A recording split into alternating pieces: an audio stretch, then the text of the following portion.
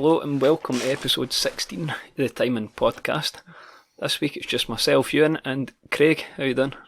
I'm not bad, my man. Glad to be recording again. How's things for you? Stressful, as you know. So we've got a wee bit to say at the end, but basically it's going to be hectic the next few months, pretty much starting this week, or starting probably about 2 weeks ago, which is why there's only two of us at the moment and why this is going to be a double recording this evening. So Craig finished eating, I believe, 2 seconds before recording started. Yeah, pretty much, mate. And we have a maximum of 43 minutes to do this, so here we fucking go. Yes, I. Quickly, you having a drink yet? I'm just drinking water, mate. No. I'm sorry. So am I. I'm sorry. Oh well. Well, on that note, we'll make up for it in the next one. I've got a couple of beers in the fridge. That was partly why we started late. So anyway, on to today's one. We're talking about next-gen consoles because most of the announcements came out the past 3 days, really. That's when all the news came out. Specifically, PS5 and Xbox Series X will be comparing and the prices for each. But I thought it was, for full disclosure, it would be a good idea to go through your console history, Craig. Now, what I mean by that is like the different consoles you've had going through your life, because a lot of time people end up with a sort of affiliation with PlayStation or Xbox, you know what I mean? Like our part-time sponsor of PlayStation Bundy. Exactly. Now, one funny thing I did find is I listened to a podcast and they said, no, we don't ask people's age. We don't ask about the guest's age. We ask them what their first console was, and that was enough to work out their age. I thought that's actually pretty good, and you kind of got like a 5-year section of, you know, what age gap they tend to fall in. But that was pretty good. So mine's, for example, my first console was a Sega, which my older cousin gave me, and I've still got it. I've still got all the cartridges. Was it the Mega Drive, mate? No, just the Sega. Right. I'd struggle to put a year on it, but it was probably before I was 5 years old, I think, or about then. But yeah, I when I met him most recently, probably about a year ago, I told him about it. He went, "Have you still got that?" I was like, "Aye." I thought I threw that out. I was like, "No, you gave it to me," and that's what kind of got me into gaming. He was like, "Well, I never realised I had that impact," so really grateful to him for that. And then once my parents realised I was kind of getting into gaming, then obviously got a PS1, and then Game Boy Colours came out, and that's when it was a green one I had. I believe Bundy had the purple one. Onto PS2, and then Game Boy Advance and SPs, and then the PSP came out. Do you have one of those? Yeah, the PSP was a banger. I got a PSP, but it wasn't till later. It wasn't till much later on. See, I remember getting it probably within a year of it coming out, and then at our school used to get reading time in the morning, and so everyone sat with books, and then all the boys tend to race to the back room and get the biggest books. What you would do is you would lean back and sit it against the table, and you'd have like an 8-person free-for-all on GTA behind the books. It was super. Man. Brilliant.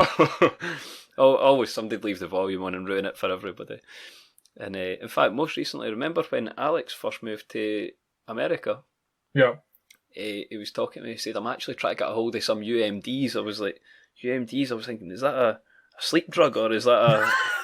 And he was like, "No, it's the disc that used to go into PSPs." I was like, right enough. He was like, "Have you got any lying around?" I was like, "I have somewhere, but I need to rake them out." He went, "If I could get some of them off you before I went, that would be great." And I was like, "I'll have a look," but I couldn't find them. I found them a few years too late, but I did find them.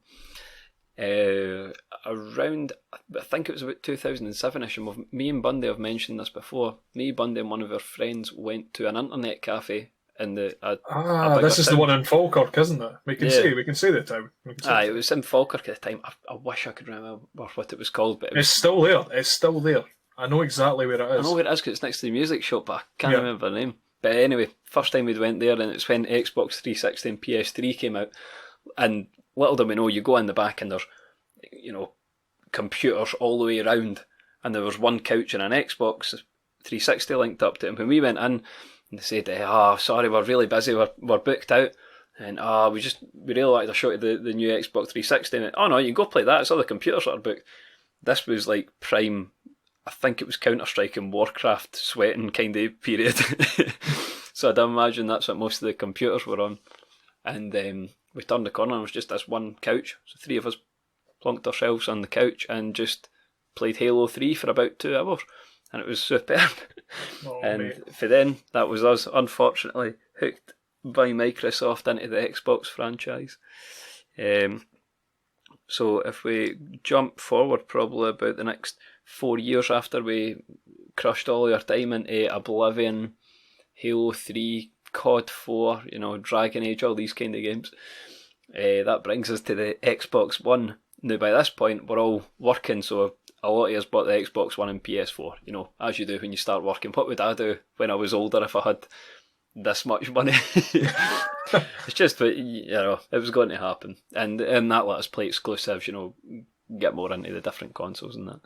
Yeah. Again, exclusives probably skewed us, because when we were talking about 360 exclusives, when you talk Gears of War, Halo, it was a bit of a no-brainer. Oh yeah, back in that gen, so when PlayStation 3 and Xbox 360 were against each other, Xbox hammered them for exclusives. Obviously, we've discussed in previous episodes what we think about that now, but certainly back then, Microsoft controlled exclusives, definitely. Yeah, well, that's something we're going to dive back into, because I think, I should explain, we did kind of have a version of this episode, but it was quite bad, so we deleted it rather than trying to edit it. So we'll leave that as it is. Craig, tell me a bit about your console history, and for disclosure, Bundy's will be almost identical to mine. Yeah, I think he had a PS3 as well. That's probably the only difference. Yeah, you guys are obviously the same age, so. But my question before I go into mine is that I can almost remember like the first game that I really played and kind of got me into gaming. What was yours? Because obviously there's a little bit of difference age. I'm just curious to think, what was the first game that you can really mind playing properly? Well, I remember Street Fighter on the Sega and Shinobi. Mate, which absolute Golden Axe. Golden Axe. These were like the actual games. They weren't like retro classics at this point. Mate, you're teasing me. But PS1 was Toy Story 2, and it fucking kills me. I'll tell you what's bad about it. I never completed it, and I remember everything up to the level where I stopped, and I always told myself I was going to go back. I logged on one day, and my memory cards don't work. So if I'm going to complete it, it needs to be in one sitting. Jeez, I'll go through mine's really quickly. So mine's is pretty similar to you. So I was born in 1991, no jokes, mate. But that's when the Sega Mega Drive was released, but also Sonic the Hedgehog was released, the very first one, right. when I was born. But as much as obviously I was much older when I started playing it, that was the first game I ever played. It was Sega Mega Drive Sonic. And it's one of the few consoles that it's actually the only games console my dad ever played, and he literally played the Sega Mega Drive, and he played a game called Columns, which is pretty much Tetris. And that's he used to love it. Anyway, I went from Sega Mega Drive, similar to yourself, in the handheld. So I had a Game Boy Pocket, which is the yellow one. I had Pokemon Red with it. I had the Super Mario's, and I can always remember I used to play it in the car. And I had to pause it and wait until we drove under a street light so I could see it, because there was no backup light on it. I remember the clip-on magnifying glasses with the light built into them. Oh, mate, all this stuff, you could turn them into Transformers, man. It was mental. But was that the first Pokemon game you played? Sorry, it was Red or Blue, that generation. Yeah, mate, I played them all the way up to Ruby and Sapphire, which is 3rd gen, then I took a big break and I came back for the new ones, the ones that have just been released. But anyway... Oh, that's interesting. We started at Gold and Silver. Gold and Silver, and then we actually went back to play them once we realised about it. That was mad. Silver was amazing. But I can always remember my dad had been moved job, obviously got a bit more money and stuff, and he must have had a payout from his old job, and he says, I'm going to treat you to something, what do you want? And he took me down, and Game had just opened, like it was just a new thing. Mm-hmm. And he bought me a Game Boy Color and Pokemon Silver, and it was one of the turquoise ones. Oh, aye. And mate, I played the hell out of that. Honestly, for a long period of time, mate, I was a handheld gamer, pretty much until the sort of PlayStation 2 era. Yeah. But anyway, from that, I didn't have a Game Boy Advance, but I ended up getting a Game Boy SP, which was later. But, we fold up one. Yeah, I had a PlayStation, and I pretty much had a PlayStation just to play Spyro. Absolutely loved it. PlayStation 2, I probably played the most out of any console, to be honest. Went from PlayStation 2, I kind of went back to handheld and just played handhelds. And then for a period of time, I had a Wii. I had a Wii for a bit. And then from that, I used to always play Gears of War and Halo with my mates, similar to like you and Bundy. Yeah. And I was like, I need to play this. And an old friend of mine, Ross, he bought one of the bigger gigabyte consoles, and he sold me his old one, and I bought it just for Gears of War and Halo. And then similar to yourself, because of how good the 360 was, I still argue it probably to be the best console of our generation, certainly. Well, obviously you've not had the red ring of death 3 times. The first time I sent it away, I think it took about a month. Bearing in mind when you're that age, that's all you want to do. And then I bought games for it coming back. I think it was Fable 2. When it came back, within a week it got it again. Jeez, oh mate. But the setup of it and the dashboard and stuff is brilliant, and your avatars and your party chat and all that sort of thing. But from that, I went to PC gaming. I kind of dwelled between console and PC because my mates were all big Warcraft players, so I lost half of my life to that and regrew my virginity. I kind of have a love-hate relationship with Warcraft. I jumped in and out. I've now completely stopped. But then... You sound like a former addict. Mate, it is. I'm now clean. I'm now clean. But then, funnily enough, a certain gentleman made me buy an Xbox One, which I discussed on a previous episode. I wonder who that was. Sounds like a great gentleman. But from that, went to Xbox One, pretty much played the hell out of it with obviously you guys with games like Destiny, Rocket League, Minecraft, Skyrim, you name it. But then, to be honest, fairly recently I bought a fully handheld Switch, which I absolutely adore. I can play things like Skyrim, Minecraft, again, Rocket League all on the go. I played the new Pokemon stuff, which was really good. But I think now I'm slowly starting to convert to more PC games, more sort of indie games, because it just works hand in hand with what we're doing now. And I know just from the sort of stuff you're probably going to ask, I'm not going to jump the gun too much, because I imagine you're probably going to ask what you're thinking about doing in the future. But as it stands, I'm kind of between the Switch and PC, and to be honest, the Xbox is gathering a little bit of dust. Right, let's see if we can convert you back to the dirty side. No, I think that's all. That's quite good. I think between us we've probably covered a good range, and you're more PC and handheld, whereas I'm more console based now. So we're actually a good mix here. Well, I actually was console based for so long. Yeah. But now it's just the simple fact is, because of what we're doing now, it's easy to manipulate and stream and edit. It's like, it's like trying to stream from a console. It's very simple. But if you want to manipulate and use that footage, it can be quite difficult. But no, I completely agree. That's a bit of a nightmare. Yeah. Anyway, I'll let you crack on, mate. Sorry. One other pretty cool thing I remember about this. Do you remember, because I remember you saying about game opening, do you remember what it was before game? Oh, it was Electronic Boutique. Electronic Boutique, man. I'll tell you something cool. I've seen my loyalty card. It's still an Electronic Boutique card, and it's my mum's name that's on it. No way, mate. And every time I go into a game, they're like, "Oh fuck, this." Well, some people go, "Fuck, this is an old one," and they check the number on it, and they're saying, "Oh, this was number whatever." And other people go, "No, you need a game card." I'm like, "Trust me, this'll work." And they scan it and like, what? That's amazing. You can the meme with the blackboard in the background with all the equations. Mate, that'll be from the 90s. That'll be from the 90s. That's insane. And then they're always like, one person said, "Do you want to scrap this and get one of the new ones with like Mario on the front?" It's like, fuck off, no, give me it back. And so, when you go on holiday, how you take out important things, maybe like certain bank cards or like licenses and stuff. That's the first thing I take out, because the thought of losing that absolutely kills me.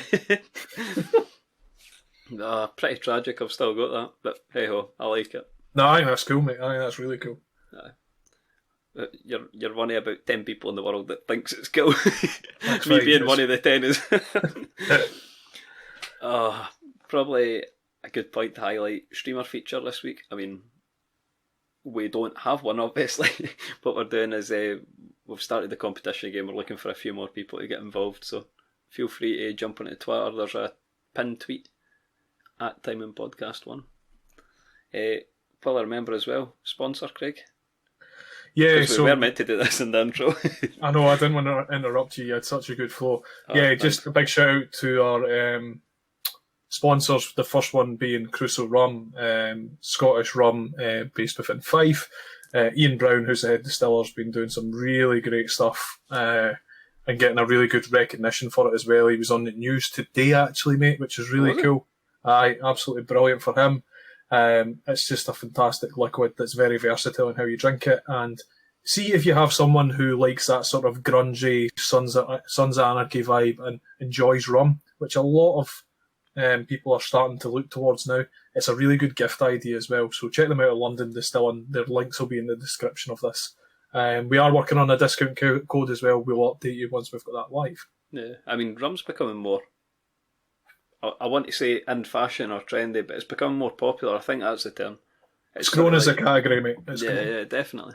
And one of the things that made me realise it was when you said about espresso martinis, which is my girlfriend's favourite cocktail, and then you said you could actually get one with a rum fused with coffee, and you could make an espresso martini with that. I was quite surprised by that. It's the same thing. It's like with gin. Like you could all these weird and wonderful flavours. There's nothing stopping you doing that with rum. Mm-hmm. Could do it as well. But anyway, I like that. What about our second sponsor? Rogue Energy, promoted them on the stream today. Brilliant, mate. The idea is it's a sort of, it's not an energy, it is an energy drink, but it's not like your unhealthy shit like Monster or Rockstar. It's not got all these E numbers and sugar and stuff in it. It's just the vitamins, caffeine, and a good flavour. I did allude to the fact that we'll get a tasting at some point, hopefully in the next few weeks, and that would be something that would either be good for YouTube. Yeah, we'll definitely do that. Yeah, mate. Yeah, definitely do it. Healthier alternative to coffee. Yep. There you go. But what's the discount code? You tell me. The discount code for 10% off is in all capitals, Time In Podcast, and that's off of their full range. Like Ewan said, myself and the other boys will be getting some soon to do a tasting video, but it's worth checking out, certainly for someone like myself who does drink a lot of caffeine, whether it be coffee or energy drinks. I'm going to look at it as maybe an alternative. So, yeah. See, I'm no big on energy drinks.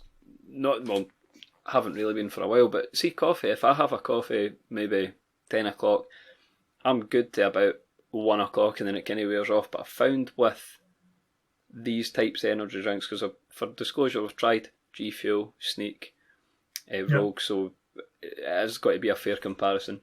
I find that when I have that, I'm maybe good for like 5 hours, roughly 4 or 5 hours, and you do feel quite alert and focused. It's good stuff. I mean, that might just be down to the caffeine content. No. I tell you what, though, their new dragon fruit flavour is an absolute banger. I think it was Bundy that had tried that. Because he got a couple. No, I've tried it. I've tried it as well. Mate. Good. It's absolutely brilliant. Yeah. Nice. But I think I'm going to get the blue raspberry one for when we do the video. I think I'll probably get the starter kit you get. So it's like the shaker, and then it's 4 flavours. It's one of each of their 4 main flavours, and that way you can try them all. I did think to get the mixture right, you'll have to make it as a full portion. Be buzzing like fuck by the end of it, so maybe put 2 in each story. So we done a tasting at 8 o'clock and I didn't sleep till 12 o'clock the following day. 24-hour stream or something after that. Well, the thing is, that kind of thing's popular now, so you might get more of that. Yeah. Anyway, back on the topic. I mean, we're only 18 minutes in, why not start talking about the main thing? Let's go for it, mate. Let's try. Yeah. So I thought it would make sense to compare the actual consoles themselves in terms of spec, and when you look at it, really, there's minimal differences between the two. They're both going to be very powerful, more powerful than most gaming PCs at this point, which is quite debatable. But if you look at the performance, Microsoft does actually edge it slightly. If you're comparing everything, I don't know what all these things mean, but you can see that Xbox edges it if you go, point by point.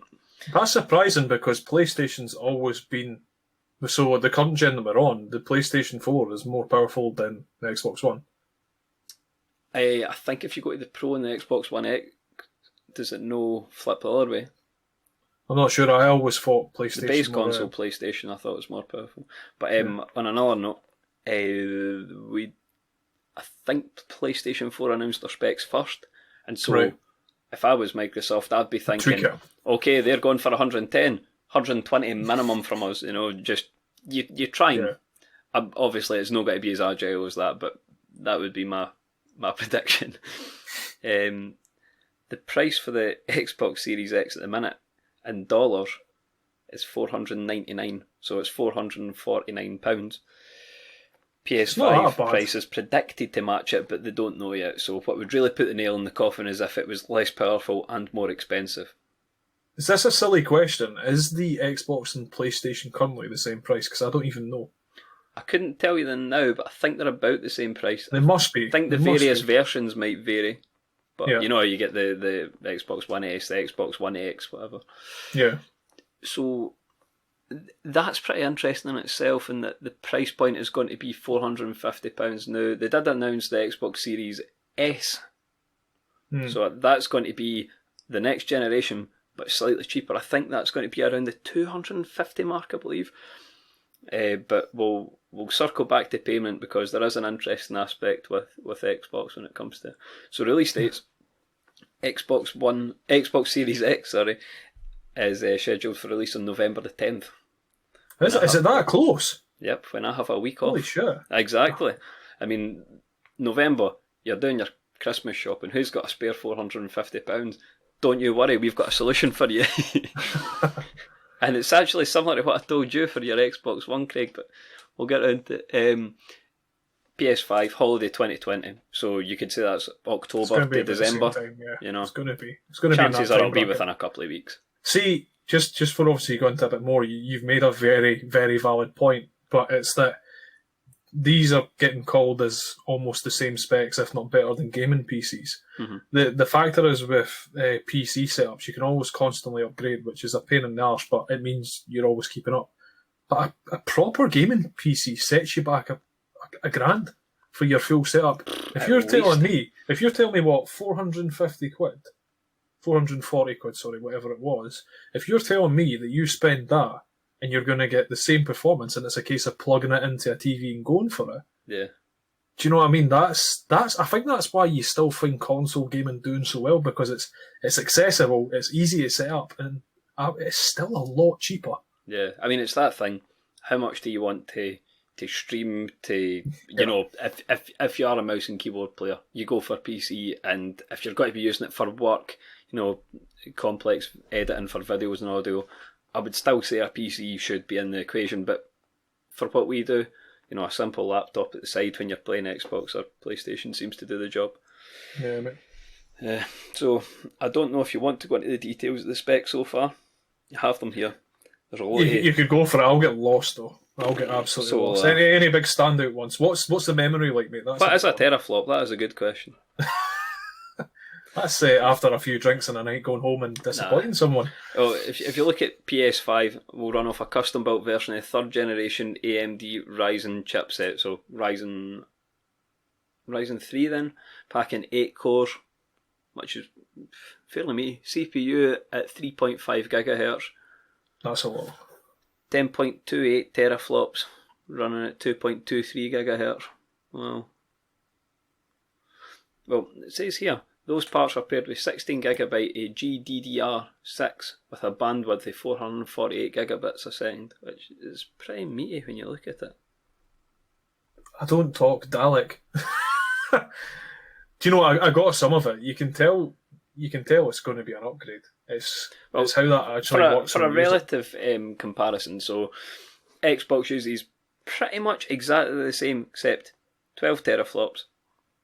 Right. And if you want to hear something that'll, you know, put it into perspective, it's 4 times more powerful than the Xbox One X, this generation's most technically advanced gaming hardware. That's 4 times more powerful. I mean, PCs are probably up there or more, but for the money. Do you know what's funny though? Like, and I'm not going to go off topic too much. Todd Howard, who's the main man at Bethesda, keeps blaming the pushback on Elder Scrolls 6 because of the current software available. He's got no excuse now. This hardware coming out is 4 times more powerful. Hear that, Todd? We're calling you right here.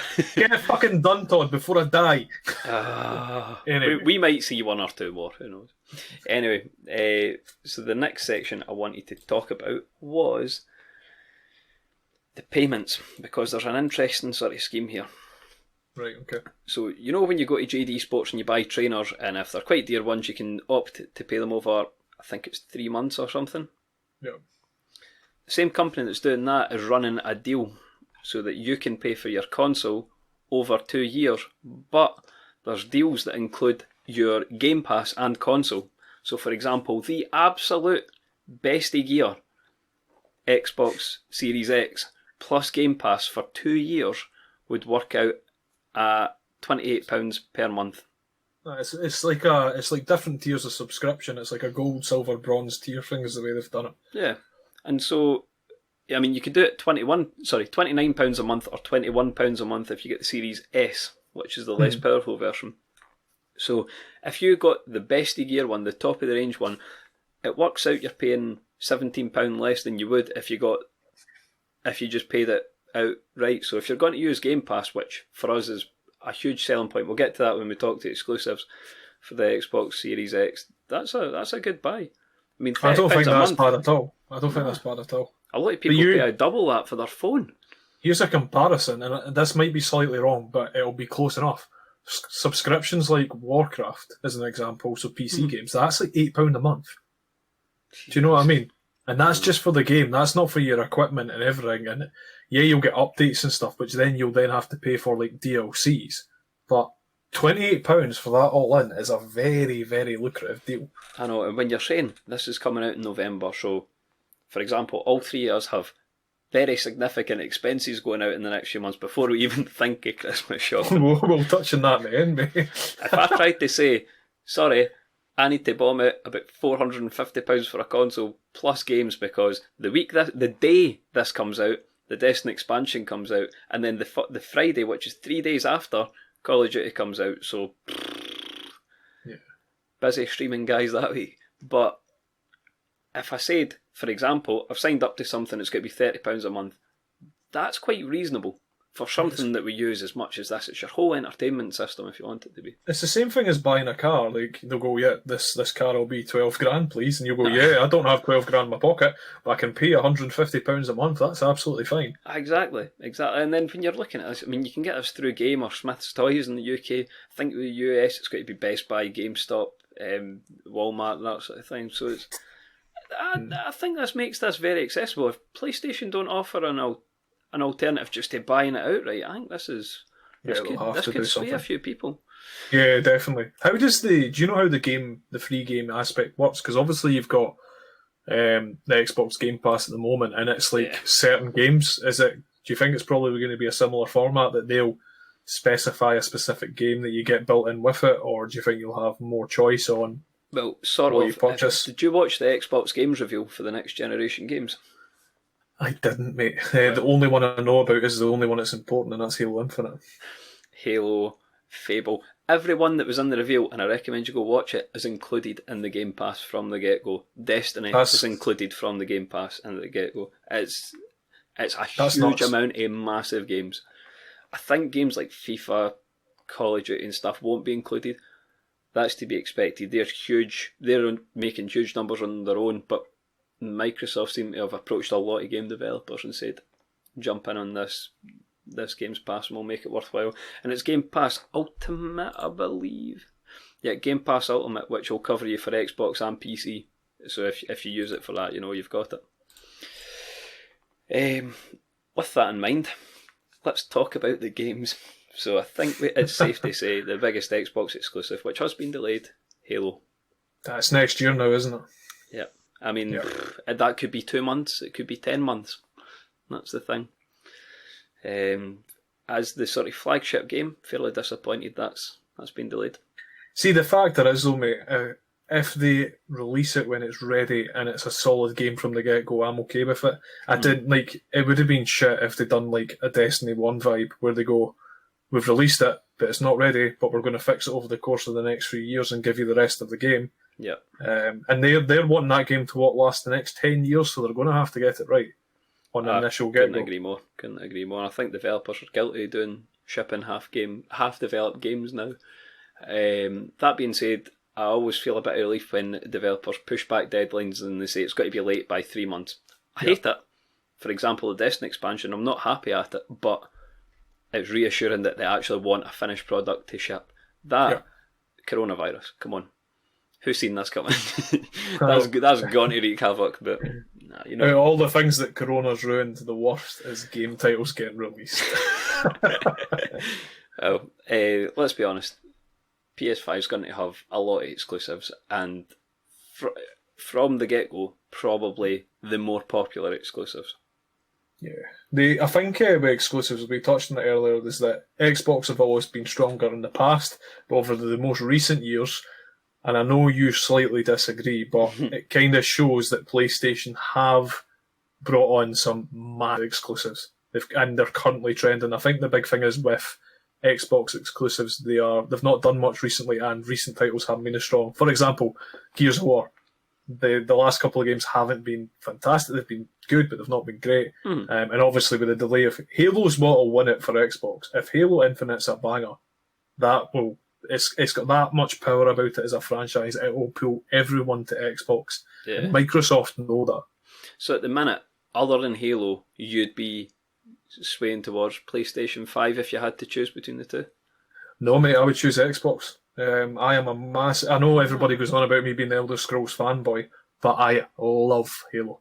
Yeah. I love Halo. And I couldn't be sitting on a PlayStation going, this is great. For example, like God of War. Say there was a new God of War title, which will be an amazing single-player campaign. Once you finish that campaign, you're not going to play it for a long period of time. Halo is constant. It's a game you play constantly. Do you know what I mean? I couldn't agree more. I think still... and I'm kind of going back on myself. I think Xbox for online titles has the better exclusives. I think for single players, which Bundy and I really enjoy, which is probably why we've swayed to PlayStation so much. I think for sort of offline, more storytelling single player games, PlayStation have nailed it on the head. Yeah. But longevity, for me, Xbox looks far stronger. Well, in my head, I'm thinking, right, here's the exclusives at launch. Over the lifetime of a console generation, that can shift. So I'm thinking of the exclusives that do exist in that whole world. For example, we know Gears of War's probably not getting another one, but if it did you'll get one more. It would be on Xbox. So you'll get Gears of War 6 and that'll be it, mate. My point being that if another one does come out, that's where it's going to be. So yeah, of course it is. Yeah. I'd be tempted to stay that. And an interesting one, if you're a big Destiny fan, which 1/3 of us is. No, I'm a big Destiny fan, mate. I just got fed up with it, man. Well, the fact that it's got to be in the season pass, it's much more accessible, and PlayStation isn't getting the exclusives or early releases. So that actually shifts preference to Xbox now. Xbox is the main console for Destiny as of November 10th, which I like. What? So the largest population should be on Xbox. That's mental because on Destiny 1 and Destiny 2, exclusive content was given to PlayStation formats before Xbox. Yep. Exclusive exotics, exclusive strikes. So that shows you how much Bungie believe in Microsoft that they've converted, because they were very much in PlayStation's back pocket before. Mm-hmm. And I can only think that Sony must be strapped for cash if they're starting to release their hold in some games like that. They're maybe having a look and saying we can maybe prioritise our resources elsewhere. So they're maybe working on something bigger and better. Wait and see. Yeah. So What about you, mate? I think you're the same as me.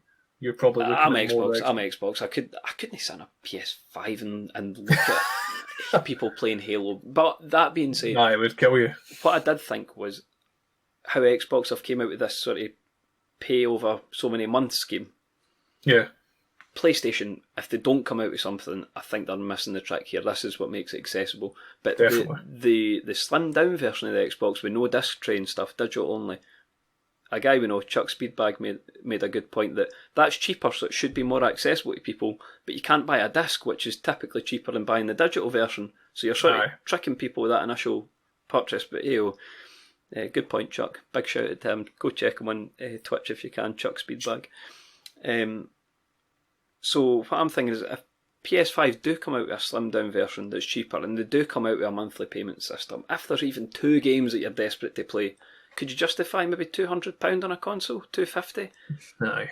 It's to keep you there though, isn't it? See if you look at a game like, imagine you buy FIFA and you buy Call of Duty, right? So you're probably talking about £50-60 a game. By the way, the new generation games are going to be about £60 each, so about $70 I believe. That's disgusting. But if you could buy FIFA and Call of Duty, you might buy an expansion, you might buy FIFA packs. So straight away, you're probably looking at just over the £200 mark in total. I don't see why you can't justify a console for that same money, especially one that comes with the Games Pass like Xbox does. So if PlayStation came out with good exclusives, I would maybe look at getting both. But can I throw a curveball at you? And it's this, because I'm in the exact same frame of mind, and it's a bit of a cop-out answer as we're obviously recording the podcast. I think a lot of what the decision I will make on next gen is dependent on the podcast and what we're doing. So it'll depend on, in regards to the growth that we're doing, the live streaming format, how we're doing in regards to growth as episode downloads and stuff, because obviously I want my priority to be that the equipment that I'm using to edit, stream from, create content, create branding, I want that to be the top. I don't know how that plays into your mind. No, fuck, I'm getting an Xbox. So I'm just giving myself more work, is that what you're saying? Usually will be streaming off Xbox and go, Craig, just download it for Twitch and edit it. Cheers. I'm kind of hoping that'll be addressed more by that point, and that it should be better, because it is a much bigger thing now, and the power these things have got. It'd be insane if they couldn't link more. Aye, they're probably going to have more control in regards to streaming and stuff, similar to a PC, because that's a big factor. Like you said, with the amount of people moving to PC, it's because of the increased growth of streaming, etc. So. On a wee separate note, before I ask you the final question, okay, mate, because I'm aware of time. Just read today that Ninja has signed back with Twitch. Can we agree this is probably the biggest dub in streaming history, and that he has left Twitch, made 30 million in about a year, all these big brand deals including Adidas, Red Bull, and has now been paid to go back to Twitch? Wow. Because they pretty much said, fuck you, don't ever speak to us again. Exactly, which has probably cost them extra to buy them back. And now they've went, do you want to come back? Because I think they will have asked him. I don't think he will have asked Twitch. I think Twitch will have approached him and says, look, would you consider coming back with us? Well, he done one stream on YouTube and one stream on Twitch to get a rough idea what the numbers would be like. So, yeah, put it this way.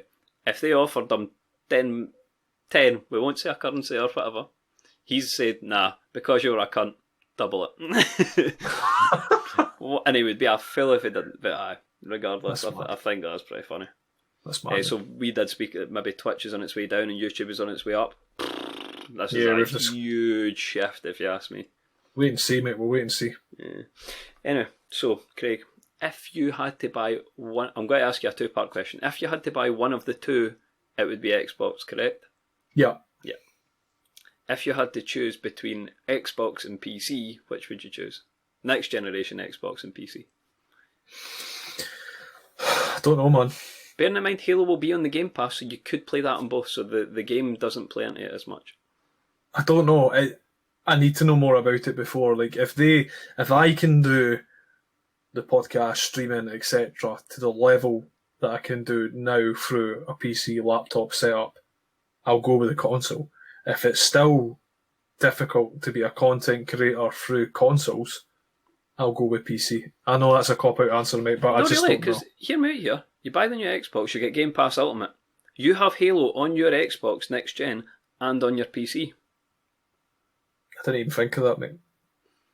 So genuinely, as a solution, go for this pay monthly option and you've got it all sorted for 2 years. You're trying to do it again, Ewan. I know what you're doing here. Well, I managed once, why will I not manage again? You've not only done it to me, you've done it to Bundy. I think you've done it to Alex as well. Oh no, Alex got me onto Destiny. He's the reason for all of this. Wow. He's the guy who... Well, anyway. Same question to you, mate. That's a banger of a question. I will be getting an Xbox straight away. Would I prefer Xbox or PC? Honestly, at the minute, I'd be happy with Xbox, and then I've got an older laptop I would just use on its side. When it comes to replacing the laptop, that's when I would start weighing up if I'm going to get a really powerful PC or not. You can just get a good gaming laptop and have the Xbox. Yeah, I mean, I'm considering it, especially as Game Pass Ultimate, so it does let me play off it. But as for PS5, with PS4, I got it maybe 2 years later.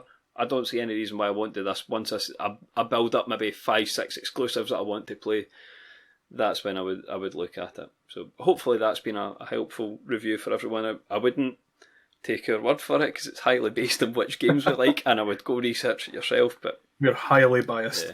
And I mean, the pay monthly option, I think that seems great. That's a huge selling point for me with Game Pass. Yeah. Quick thanks to Jasmine for the last episode, as that has absolutely banged. We are seeing very good numbers for that. So thanks again for that if you are listening. On a bit of a serious note, as I alluded to before, all 3 years I've got exceptionally busy months coming up. Just different things, completely unavoidable life things. And that's time and resources consuming. I get married in a week. How prepared are you? Craig, do you have vows? I don't want to answer that question in case Steph listens to this episode. Of the vows you are pretending to have prepared, how much yet is in dragon speech from Skyrim?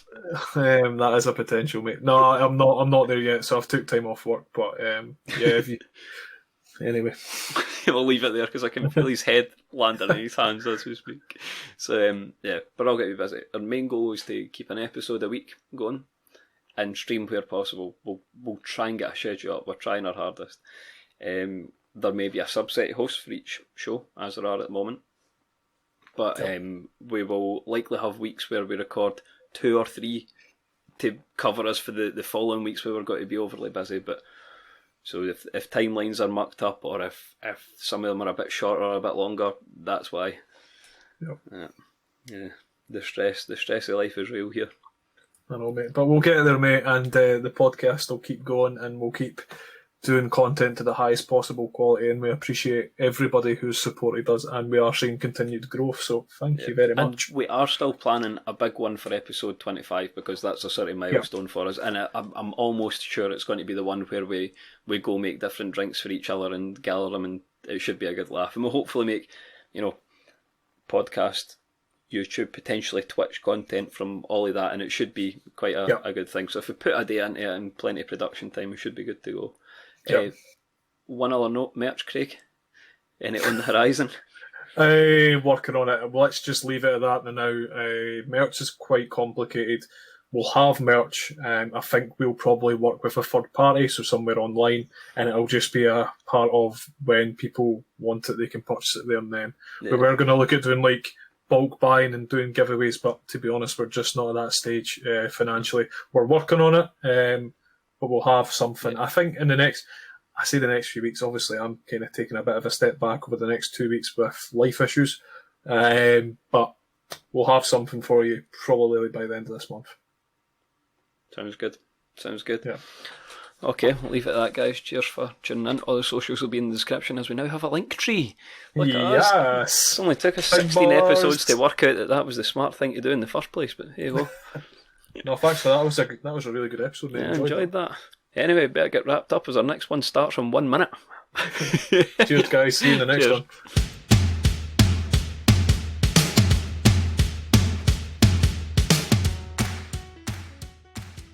Xbox Series X GPU boasts 12 teraflops of compute performance with 3328 shaders allocated to 52 compute units. Don't you talk dirty to me.